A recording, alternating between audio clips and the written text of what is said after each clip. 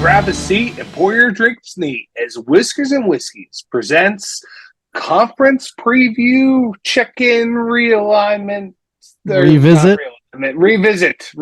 Yes. I'm Mike. With me is EJ. I would ask how this is going, but we just finished recording our most recent Tales of the Trophy episode, so that seems like a moot point. So it is still going the same way it was going before. Although I am been thinking about this for a while. It's definitely made me watch games and be even further invested in a lot of these games than I would normally not, and especially because my college football team is dog shit this year. This has made it even better actually having something. I'm rooting for this. So you're rooting for the pack too, to be very clear. Always. Yeah, I'm always. But also this, yeah. So how we want to do this, man? What are your thoughts on how we kick this thing off? Where would we like to start? Yeah, so I think we should just go down like we did before. Just do the similar thing. Just go conference by conference. We'll just do it alphabetically, and then why don't we talk about who we picked and what that's looking like, and maybe even where we think it's going to go the rest of the way. I love it. Let's do it. Well, starting alphabetically, probably the shortest one to talk about is the ACC. Florida State over Clemson was the choice for both of us.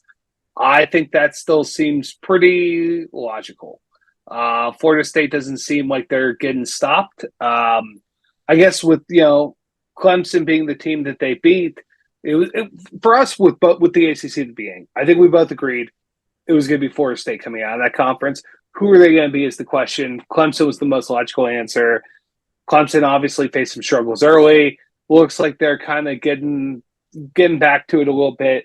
Obviously, Louisville came on as a challenger, but boy, I mean, you called it, and I was like, that's a great point. Like, Pitt is gonna get somebody, and the years that they're down, they always get somebody. And if you're a ranked team that's hot, and you play the Pittsburgh Panthers on a sleepy October evening with shitty weather, you're gonna get got. And boy, the Cardinals get got.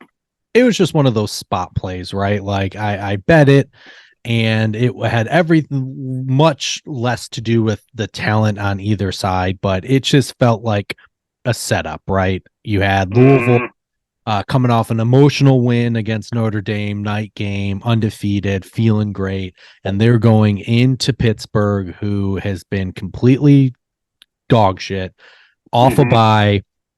New quarterback is not even a quarterback anymore. He's a goddamn tight end. So new quarterback, and you just knew Pitt was going to get someone. Like I said, you knew it. This felt like the spot, and it ended up being the spot. Not only did Pitt cover, but they ended up winning. So,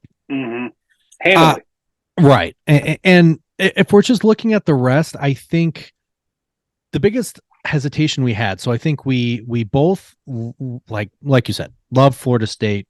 Florida State was going to win it no matter what. And then we're kind of just Clemson by default because we didn't believe in North Carolina's defense, which is still a question mark, although Drake May in that offense, it might not matter. I think they're paper tigers.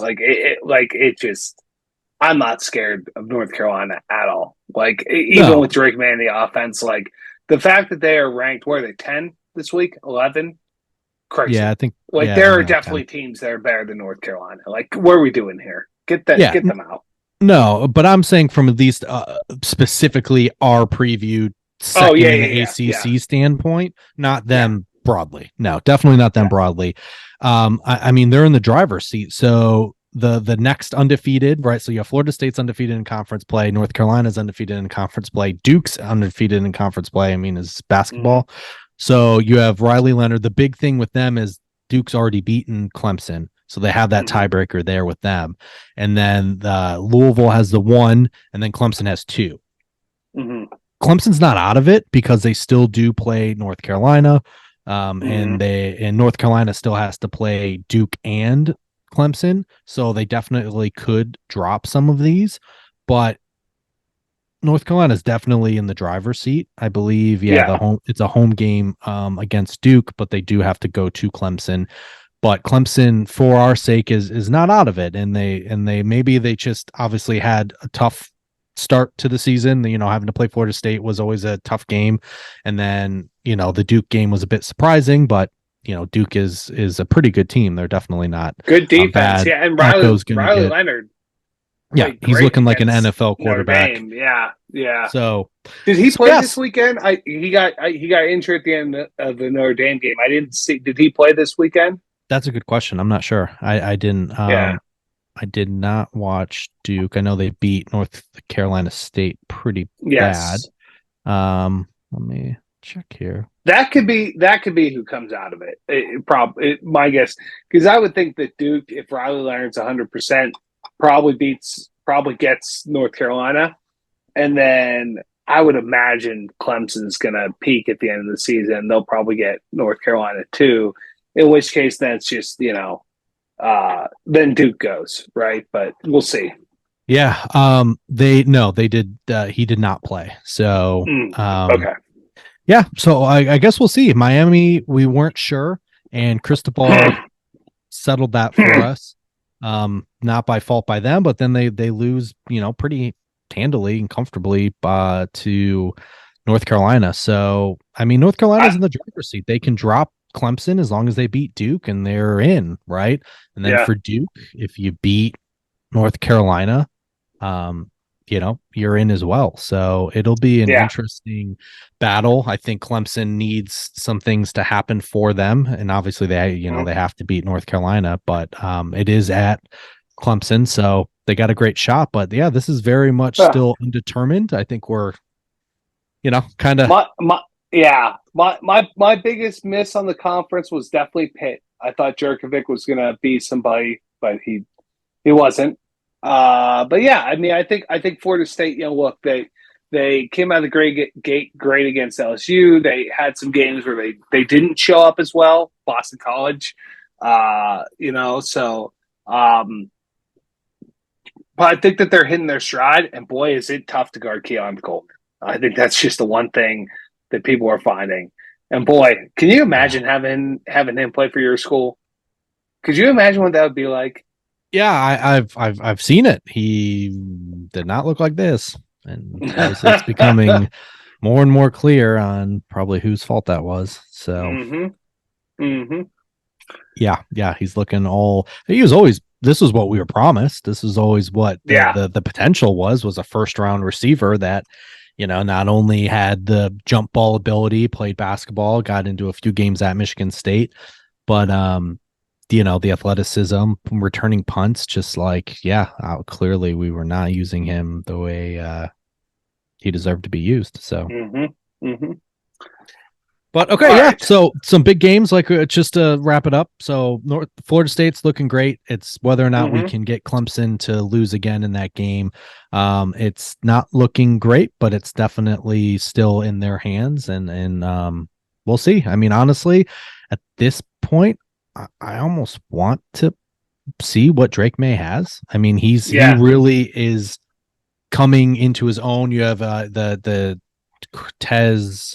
He just got a receiver back that was a transfer, wasn't eligible to begin with, but they ruled him eligible. He had 3 touchdowns last week against Miami. I almost at this point, like, obviously I would love money because I did bet Florida State over Clemson in the future, but I think more so I want to just watch May play Florida State, to be honest with you. I want to see because in college football, all it takes is an NFL quarterback to elevate, and you can beat anyone. So, defense be damned, doesn't matter, because if this guy can sling it and they can score 50, maybe they win 55 to 56, or you know what I mean?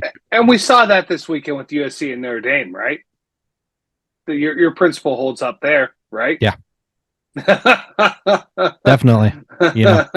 Exception to the rule, maybe. Yeah. I mean, I would. I mean, exception to the rule. I would argue there's a lot more wrong with USC than North Carolina, but it's a shame that they Florida State and North Carolina don't have each other in the regular season. So I'm really honestly rooting for that and rooting for with Drake May, to be honest with you. So okay. Not me. I think Drake May looks like a child. I don't like him. But anyways, he is a child, I guess, compared to me.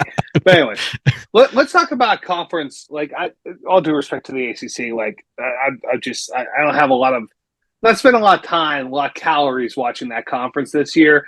Let's talk about conference that I am spending a lot of time watching, and boy, oh boy, do we have a matchup this weekend. The Big Ten. So I predicted it would be Michigan over Wisconsin. You predicted Michigan over Iowa. An absolute barn burner. One of just the closest contested games of the season this year. It seems like that the Western Conference champion for the Big Ten has been decided.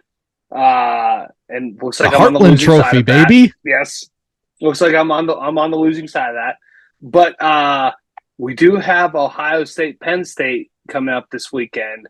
State versus State. And boy, oh boy, has our predictions, I think, are pretty much right. Like, Ohio State's, like, they should have lost to Notre Dame. If Marcus Freeman plays all 11 players as he's allowed to on his last two plays, there's a good chance they lose to Notre Dame. And, Ohio State's just not like, look, when you have Marvin Harrison Jr. as one of your wide receivers, you should be beating up on teams more than you are. Meanwhile, Penn State has just been taking care of business. I am super excited for that game this weekend. And Michigan's been looking pretty good. I think a couple sleepy wins here and there, but like, they're still looking very much strong. better the last 3 weeks. Yeah. Still going to come down to the end of the season, but I am feeling more momentum behind Penn State at this point. I'm like really all in on the Nittany Lions right now. How about you? Yeah, it's like you'd mentioned, we both felt great about Michigan. We really felt great about Michigan winning. We were on other sides of the West. Obviously, Iowa beat Wisconsin this week, and Tanner Mordecai broke his hand, so it's not likely that Iowa's going to slip up 2 games worth, right? To not make it into that, especially looking at their schedule. So not only did we have the Heartland Trophy, but you know what trophy is this next weekend? Cyhawk, baby.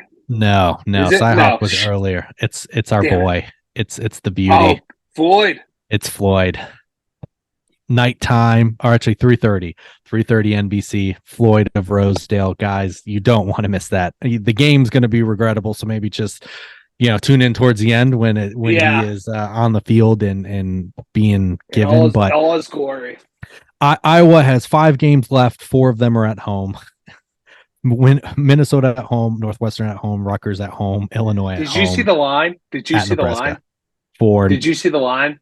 For Wisconsin and Minnesota? No, for Iowa and Minnesota. Oh, sorry. Excuse me. Yes, Iowa and Minnesota. The total. Oh, not the total. No, it's probably. Hold 32.5. I was gonna say. So this one was 34. I should let you guess. Yeah, it was 34, and I actually took the under for the Heartland game, which was. I think I'm obviously right. I think I'm taking the under. It's gonna be electric. Honestly, guys, I know it sounds crazy, but I don't have a ton of empirical evidence on this, although I'm sure there is. But when you see either totals outrageously high or stupid low, take them, because it sounds so nonsensical that this game could be under 32, but it will. It will probably finish 17-7, maybe. I'm going to take it right now. Right now. Yeah, so it's looking like Iowa's gonna come out of that, which like I said, benefits me because it'll be a nice little payday if that ends up happening. But the thing is, there's no guarantee about Michigan getting out of the Big Ten East. I think they're rightfully so. The 2-time defending champs should be considering that's how we respected them. I think we both were down on Ohio State, although they've played better than I thought, but they're very vulnerable, and clearly toughness is in Ryan Day's mind because he keeps talking about it, especially after the Notre Dame game, calling out, old man. What's the coach? Lou Holtz. Yeah. So clearly he's still thinking, and that was very much directed more at Michigan than it was Notre Dame for that game. But the biggest question mark was McCord and Aller, right? The two young quarterbacks taking over for Ohio State and Florida or in Penn State, and both teams have wanted to shelter them, rightfully so, right? I think Ohio State's trying to run the ball and they're not doing well, but I think that speaks volumes about McCord and how comfortable they are with him, because he does have, the best receiving core in the nation, and they're not slinging it like they should. And again, I'm not going to blame this kid. Like, he's young. This is his first year starting. Like, I know he's a 5-star kid, but it's tough. And the Notre Dame game was something. He did drive them down the field when they needed it. Yeah. And that showed some maturity. I think Aller's looked better, but he hasn't looked invincible either, because again, he's a first year starter, young kid. Penn State's just better at running the ball and being able to not ask too much of him. So this is big. I hope. Yeah, I hope Penn State comes out and just beats the brakes off of them. Like, I don't like Ryan Day. I think he has a very punchable face. I think he's a doofus. I think definitely when he's on dyes national his beard. TV. Definitely And when he's on, absolutely. And when he's on national as a silver fox, I can't condone that behavior. No. And like, when you go on national TV and you call out Lou Holtz, I don't care if he was talking Michigan. When you call out Lou Holtz, like, I hope that they just out physical them, out tough them, beat the absolute living shit out of them, and crush them. Like, I hope it's like 34-7, just like an embarrassing loss for Ohio State. I don't know. I hope. Yeah, I hope. I think this is the first domino. I think there was a very plausible scenario where the big three in the Big Ten round robin each other and they all lose to each other on the road. And this is the first domino. Now, if you have Penn State win this, watch out. I mean, Ohio State wins this and Penn State's not out of it because Michigan has to come to Happy Valley and they don't do well historically there. And this is obviously one of the better Penn State teams. Michigan, very fortunate. It's a noon kickoff, which Fox, oh my God, I'm so sick and tired of these. And Ohio State and Penn State, these should be night games. Like, I get what they were, that's your premium time slot is noon. It's stupid. This needs to be flexed into night games. Both of these games being not at night or the stupidest thing ever. But I'm really looking forward to it. I think the line was 4.5 when I looked yesterday. I don't know what it is today in favor of Ohio State. I'm live bang Penn State, right? Or not live bang, but I'm putting in a bet for Penn State now. The line moved down. I think it started at 5.5 and it's moving down. And honestly, if it moved down to 3.5, I might feel even better, even though it's counterintuitive, right? You want more points if you're going to take Penn State. But if bettors, and especially professional bettors, are really on top of Penn State to the point where it's that 3.5. It's 3.5. Keeps shrinking. So, I mean, this is going to be a hell of a match. Going to the Horseshoe is tough, no matter how mid. Shout out to young kids. How mid you think Ohio State is, it's still not easy. Their defense is still pretty good, especially up front, and it'll be a grind. But it's going to be which offense can, perform better. And I'm even on the road, I'm more inclined to think it's Aller and Penn State. But I'm definitely looking forward to watching this. And I almost kind of want to put in my bet because I'm pretty sure Michigan is favored by like 5.5 in a future for going into Happy Valley. And if Penn State wins this, that probably changes. Yeah, that probably does change. That's a good call. I should probably bet that now. Yeah, so I'll think about that. But anyway, this is great. This is exactly what we wanted, and we're finally getting to the point where these games are starting to happen in the Big Ten, because outside of these three teams, Big Ten's complete dog shit. So we've been just kind of slogging along here, and we have Ohio State and Penn State this week, and then we got to wait until November 11th for Penn State and Michigan, and then 2 weeks later, the last game of the regular season will be the game in Ann Arbor. So we're getting there finally. All right, so that takes us through the Big Ten. The Big 12. I had Texas over Oklahoma. You have Texas over K-State. I am looking a little bit better in that situation, certainly. But, I think the big thing is, from what we talked about after the shootout, right? These teams probably are going to play again. Like Texas and Oklahoma. I'm not seeing anything to the contrary that says that they won't play again. And I do think that the Longhorns will get the better of the Sooners. I think that my prediction still stands pretty strong. Oklahoma is, putting together some good games, have a nice season, but I can't stand Brett Venables. Listen, it was a cute win. It was definitely cute. It was a cute win. It was cute. And my prediction be damned. I think hindsight, I probably just wanted Oklahoma to not make it more than I believe. I respect that. State. I respect that. And you're right. I was looking at the schedule. I mean, they don't play each other, but Kansas State has to go to Texas. So that's likely to be their second loss. So even if Oklahoma trips up, they're not likely to trip up more than once. So yeah, it's looking inevitable that it's going to be the Red River rivalry again, which is great for everyone. And I think Texas will get the second one. They played their B- game and it still came down to the end. And I think Oklahoma played about as well as they could have played. So if Texas gets a chance at this rematch, when they get the chance at this rematch and they just play an A game, I think their A game is better than Oklahoma's A game. So just a matter of time here. Yep. Anything else on the Big 12? Nope. Well, now we get down to our last two conferences, one of which is the most electrifying conference in all of college football, and then the other is the SEC. So let's talk about the most electrifying conference in all of college football, baby, the Pac-12, the Pac-2. I mean, just could not ask for a better season from a conference that's completely dismantled after this year. It's great that they're going out on top. It makes me – I can't imagine being the former commissioner of the Pac, being like, how did I let all of this fall apart? Because my goodness, they are playing some great – and everyone, from top to bottom, I think that Oregon, Washington, Wazoo, Oregon State, freaking UCLA, they are all playing really, really – and then, of course, there's Colorado. Those other teams are playing great football. Colorado's playing interesting football. I think you have to keep up with it because of Prime, but we can't not talk about the Pac without some notable. I think that Colorado's is right where a logical. If you like college football and you follow college football, Colorado is playing right where they should be as far as expectations go.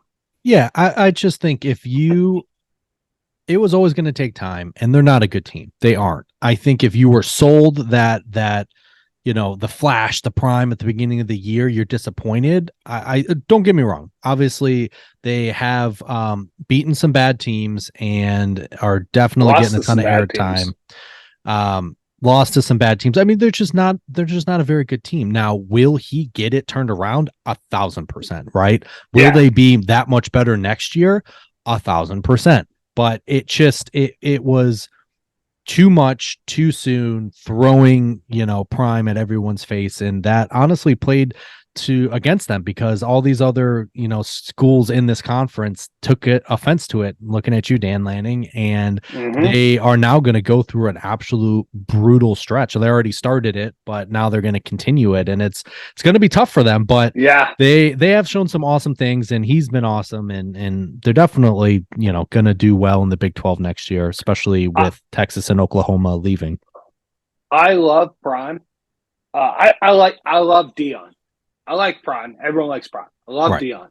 And you talked about this distinction, but him and some of his messages to his players are awesome. I saw a clip of him talking he's like, I'm tired of treating you guys like boys. He's like, He's like, you are men. And this all is over very soon. Like talking about this being like where what's happening here, this is not the real world. Like this is a bubble. And I can't be chasing you guys down about like where you practice in school and stuff like that. He's like, that's over very soon. And it's not real. And I think to borrow a quote from Coach Saban, I think that there's a lot of rat poison that those guys at Colorado have been fed, because to be up 29-0 on Stanford, like Shador was posting like links to Colorado merchandise in his Instagram story at halftime. Like, brother, the game's not over. And I think part of it too is like Travis Hunter coming off a big injury. You're continuing to play him both ways. I think we saw in the second half that probably wasn't the best idea, because on the third touchdown for sure, and then I mean just an incredible catch by A.O. Manor, but like still, like he was in coverage on a couple of those big touchdowns, and yeah, maybe you just play that guy one way going forward, because it's a lot. This isn't, you're not playing. All due respect, you're not playing HBCUs. You're playing some D1 football now. So, and he did well before the injury, but to come back from an injury, they probably should have just stuck him on one side just for at least a game or two to get him back into game shape. And then, if you feel like he feels good enough to do both sides, but I mean, he was a complete liability. I took the Buffaloes to cover. I went to bed at halftime 29-0, feeling pretty damn good about it. And as soon as I saw a text from football team, I didn't even see what you texted me, but because you texted me in the morning, I already knew what happened. I thought it was just you do to Coach Braun. I thought it was just they didn't cover, and I'm like, how? I did not think that they lost. So okay. So we didn't talk about who we chose. So I had Washington over Oregon State, and Mike, what did you have? It's not even worth mentioning. I mean, I might as well have picked Arizona over Cal, like Utah over USC, and I think that the biggest thing is like, look, I think I was not the only person who thought that like Cam Rising would be ready at some point, and that just wasn't the case. And then USC really showed this weekend, and for the past several weeks, I've made some money betting against USC, because their defense can't stop anybody. It's a sieve, and I really thought they were going to be able to make it up. But you, my friend, you're looking pretty good. Like, I mean, I think that, to choose Washington coming out of that conference, like it wasn't a stretch, but you had a lot of choices. Yeah. And I still think looking at the conference and where it's standing at now, I mean, you have USC at the top still, but that'll change at 4-0, Washington at 3-0, and then you have Oregon State at 3-1, the Ducks at 2-1, the Utes at 2-1, Arizona at 2-2, and UCLA at 1-2.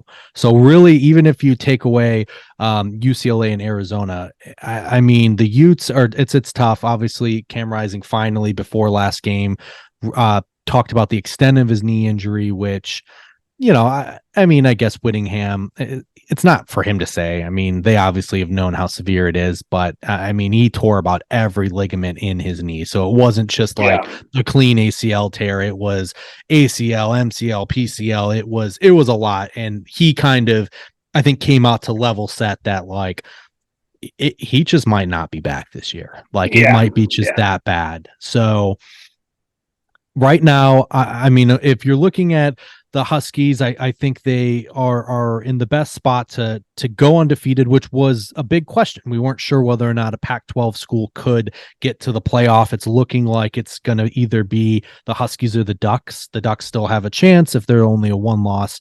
And obviously, if the Huskies are a one loss or undefeated, there's a chance for them to get there. I thought they would beat up a little bit more on each other. I also thought Utah, I knew Cam Rising would be out for a good chunk. Good on them to still be freaking 5-1, by the way. That just shows you how mean that defense is. But without him, I think they're going to end up dropping probably two more. The Trojans still have to play Utah this weekend, and then they still have to play Washington and go to Oregon, and then have UCLA. And UCLA is a top Great 10 defense. opponents Yeah. adjusted. So it's just a really good defense. Have a future NFL quarterback as a true freshman out there that's starting to figure it out. That could be 4 more conference losses right there. So the Huskies have a pretty good shot here. Let me take a quick look at their schedule. I think they're through the tough. I mean, obviously they play USC, but not too scared of that. They do play Utah. It's at home. So even if Cam's playing by then, I still like the Huskies at home. They do have to travel to Oregon State. Obviously, I love Oregon State, but that's going to be a problem for them. So that's tricky. And then I think for Oregon State, I think that's probably the last one they can lose, realistically. So Oregon has Wazoo at home. They go to Rice Eccles, which is going to be tough. Afternoon game, though. It could get flexed tonight, I guess. Yeah. Then Cal at home, Trojans at home, go to Arizona State, and then they have the Beavers at home. I mean, if I had the chance to amend my pick, I would probably say Oregon and Washington being up again, Oregon over Washington. I think that I would not be very surprised if we get that rematch. So, no, I think that's looking the most likely. I think we're going to learn a lot about the Ducks because it was a tough game. They had their chances to win. Can they rebound? Can they not drop that game against Utah, right? Can they not drop a game at Arizona State right before their rivalry game? That's a trap, right? Not only is it just and Dave, who's at the top of our leaderboard, is from Oregon, big Ducks fan. Those Pacific West teams don't play well in the desert. They just don't. And I mean, Arizona tagged someone. I can't remember who they tagged recently. They're playing pretty well. And honestly, Arizona State's playing so much better. And that's Dillingham. That's their old offensive coordinator. He's going to be up for that. And they have to think about that before playing Oregon State. And that's one of those things where obviously they have the advantage being at Outson, but it's a rivalry game. So, that the home field is a little less of a big deal because of that. So it's going to be interesting. Oregon will have to earn their way to get there, right? They're going to have to earn it, and Washington's going to just have to not take their foot off the pedal, and hopefully they could easily just hear how beautiful they are and take the pressure off. But it's likely going to be another Cascade clash, which is really going to motivate us to introduce our new series that we've been thinking about a lot. We don't want to talk about it quite yet. There's a couple things to hash out, but there are some endless possibilities for this new series that we are going to introduce here in the coming months, and we're excited about it. But I'm gonna have to explain at some point my vision too. I was saying if it's like this and this the raised up part, then it's kind of like this, and then you tilt it like this, and then that's the stuff etched on the bottom, right? Oh, okay. Yeah. So it could sit like this, and then it could go like this. Yeah. Oh. I don't know. Yeah. Okay. I also could see it being like a diorama where it could open up now, just as we're talking about it. I don't know. I just yeah. Anyways, exciting. The bottom line is, I have watched more Pac-12. I have stayed up and watched more Pac-12 games than I ever have in my life, and these have honestly been the best games that I've seen all year long. It's worth it. Agreed. All these schools. This conference is going out with a bang, and it's a shame that they're gonna all be split up because I mean there are 8 teams deep that are fun to watch, and they're really fun when they play each other. And at least I'm glad we got to experience this and worship this and honor this last final year. Amen, brother. Amen. It's been a blast. All right. The last conference, but certainly not least, the SEC. I chose Alabama over Georgia. You chose LSU over Georgia. EJ, how are you feeling about the Tigers? Better than I've been. Mm-hmm. But it comes down to, it was always going to be a pain in the ass, no matter how much, how little, and still a lot, but how little I thought of Alabama this year. It doesn't matter, right? Going into Tuscaloosa and getting a win is hard, and it's still there for them. And I think the most recent games, the biggest shock to me is the defense. Like, I really thought LSU and Florida State were very even, and that game really was even until the end. And LSU blew some opportunities early in the game. But I thought just on paper, they were so even on offense and defense. And while LSU's offense has been humming, the defense has been atrocious. And I just don't know why. I don't know why. The talent's there. They're not missing players. Eddie House, or whatever the defensive coordinator is, they're just not getting it. It was good to see this last game them handle Auburn. I know that's not saying much, but still, they've struggled on defense against lesser almost opponents. Lost to Mizzou. Yeah. So could have lost to Mizzou. But it's what, 2-3 weeks away, so they'll have their bye right before. So 3 weeks away from it's the game, and they still have a chance. I'm not feeling nearly as good as I felt about it at the beginning of the year, but I still don't just love any SEC school. And maybe that's what just is messing with my mind, because you should, right? Every year you should love an SEC school. And I just don't. Even now, like, Alabama's been better, but I still don't see them as like this playoff team that's going to be make some beat some of these other schools that we've talked about. Yeah. I mean, Alabama looked terrible to start the year. Their offensive line has come around now. They're finally starting to move people like they should. They might have some guys at receiver. Milrose putting it together, though. I mean, the second half of the Arkansas game this week was not very good. The first half was great. Second half was not very good. Tough test. Third Saturday in October. So we got Tennessee coming to Bryant-Denny. I think if positive momentum continues, I think after last week, I was like, okay, Alabama and Georgia are back. Like, this is gonna be it. No, I'm just not so sure. Obviously, Georgia. I mean, we haven't talked about the East, but I don't know that we need to. Georgia still is, I think. There is some big news out of Athens today that changes that. What happened? What did I miss? Brock Bowers, surgery on his ankle. Oh no! Really?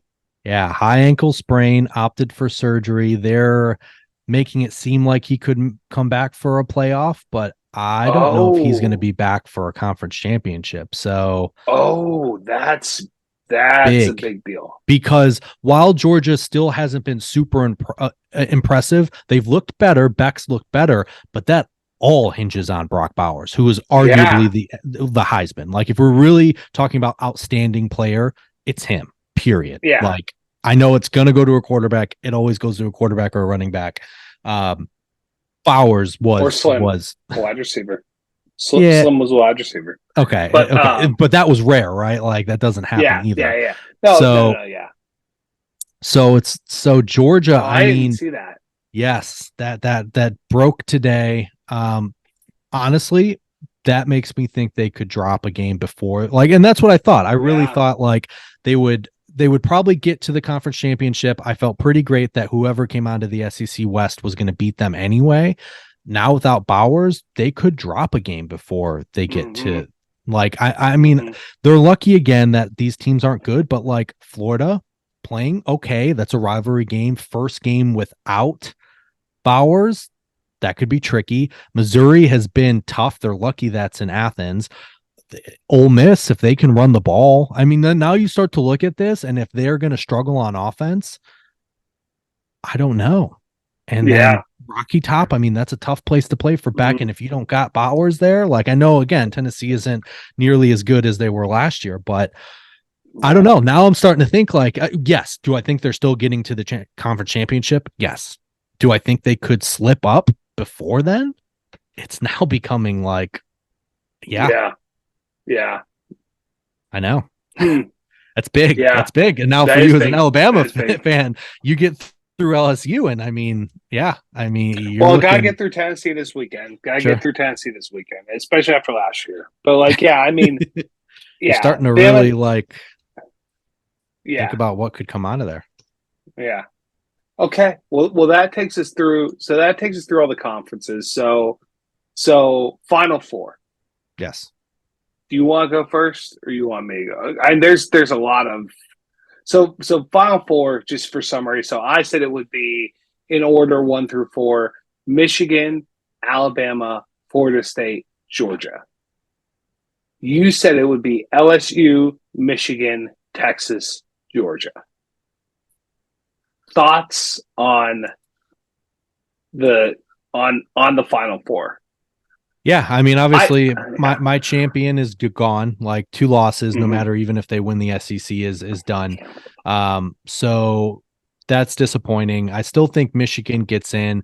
I still have to see them play these other schools, these other Big Ten schools. But I mean, I'm really inclined, and I should have. I almost had the nerve, and I know, and we'll talk about this as we wrap at the very end of the year, kind of our parting thoughts, kind of the mistakes we made, because I have them in my head and I know what I did wrong, but I was close to picking Texas, and I really think Texas is still probably that team. I know it's tough to think about it with them just losing to Oklahoma, but they still have the right pieces of the puzzle.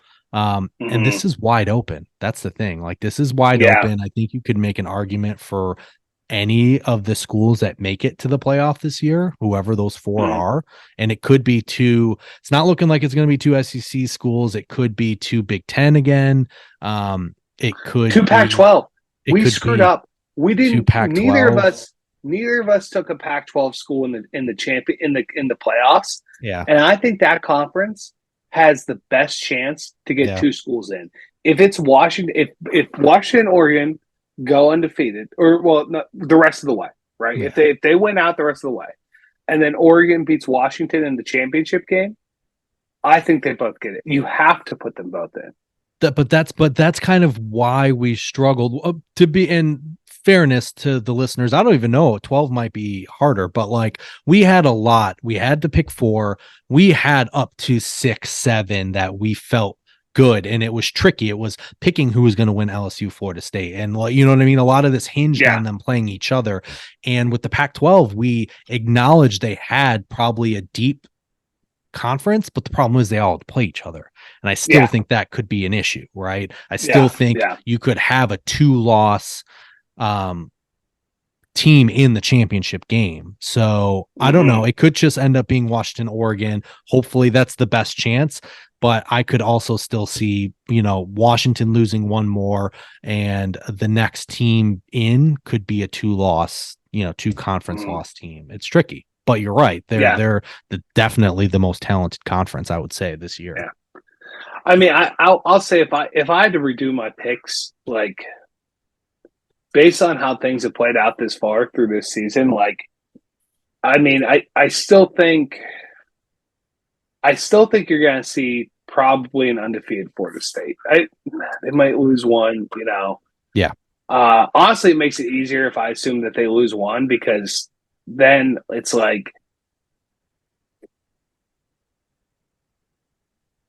I mean, I really think Penn State might get in too. Like, if they win in Columbus. Yes. Yeah, if they win in Columbus, I think there's a good chance they're getting in. I think Texas is going to get in. And then, I mean, I could see a Washington, Oregon, Texas, Penn State Final Four. I mean, that's tough because you're leaving out the SEC. But like, that's one of the things. I think I looked too far in the conference. Too close at the conference. Took that into too much account. Actually, let me be realistic. Washington, Penn State, Texas, Alabama. I think that could be the Final Four that we see. If again Alabama has to go undefeated, I think Georgia would have to lose 2. Yeah, I mean, they would have to earn it, right? Like they already have the 1 loss. If you have 2 losses, even if it's to Texas and an SEC West school, I mean that's still not going to be good enough. Yeah. Well, I mean, if Alabama, this is a 1-loss Alabama winning the SEC. This is a 1-loss Texas winning the Big 12. This is an undefeated Penn State and undefeated Washington. I think that's it, because you can't say, well, Georgia should be in because Alabama beat Georgia and Texas beat Alabama. So you have to, even though it's the first week of the season. That would be chaos, because you're looking at, in that scenario, a 1-loss Michigan school likely to Penn State that didn't go to their conference champion, but they've already set the precedent that that's okay with Ohio State last year. You have a 1-loss Georgia's team that got to their conference championship. You would have a 1-loss Oklahoma school unless they drop another one. That would probably be the committee's nightmare, because there would be so many 1-loss schools, and you would have to put that fourth team would have to come from 1 loss, didn't win their conference schools, and that would be really tough. Yeah, and you can't, if Alabama wins the SEC as a 1-loss SEC champion, you have to put Texas in if they are a 1-loss Big 12 champion. You have to do that. Yeah. And then 2 undefeated conference champions. Oh, I guess you have to do that too. Yeah. Oof. But the good news is here, I mean, obviously, like I said, my champion's out. I could get the other 3 in, I suppose. You still have your champion, and all 4 have a chance. So we're looking good. I'd say as a whole, as a pod overall, we're doing really damn good. We had a lot of good reads. Yeah. Other than our disrespect for the Pac-12 and the playoff, I think that we're but there is still, to your point, there's still a lot of games. Like Washington could read into their own hype. Oregon, USC have a heck of a way to go still. Like I said, we gave it the respect, and it was almost too much respect that they would beat up on each other. So yeah, I think with Utah maybe being down because of Rising, that might take a juggernaut out. I never believed in USC, so then it's like, is there a third team? I thought it would be Utah to kind of throw the monkey wrench in. Without it, maybe not. So we'll see, but definitely excited. I like I said, I really think we did a pretty damn good job thus far. I'm really excited to see how it pans out. It's looking like of the bets that I made, I only made the single futures for each conference. I should have done variations, would have been the smartest thing, because I would have likely been in a better spot to hit on multiple ones, and maybe that'll be my thing next year. But I'm looking forward to it. It's looking like I'll get one, which is good. It looks like I might get the Michigan, Iowa. Not looking like I'm going to get any other one beside that. I mean, technically I could get LSU, but it's not looking great, but we'll see. I'm excited though. It was good. I really liked, I'm glad that we did this. And I'm excited to watch these games, because now we're getting to deciding season here. Now these games are really starting to matter. Yeah, absolutely, man. Absolutely. Okay. You have any parting thoughts? Just excited to see, how the rest of the season goes, and we could very well have this conversation next week and be talking about completely different things. Yep. So, yeah, excited, man. All right, guys. So we only have, let's see here. After this drops, we are going to have 8. So 4 more trophies. Oh, it's almost this season has gone by way too fast. Yeah. We'll have 4 more trophies, and then we will tune back in. We'll revisit our preview after the conference championships, before the playoff, and then we will likely have a wrapping episode. So only a few episodes left in the season. 5 more trophies, by the way, I believe. 5 more trophies. Just looking at what I'm seeing here. We got 5 more. 5 more trophies. Okay. Oh yeah, because I probably put one for conference championship week. Yes. Okay, great. 5 more trophies, 2 more previews. or preview revisits. And a partridge in a pear tree. A partridge in a pear tree. All right, folks. Talk to you later. Cheers, boys.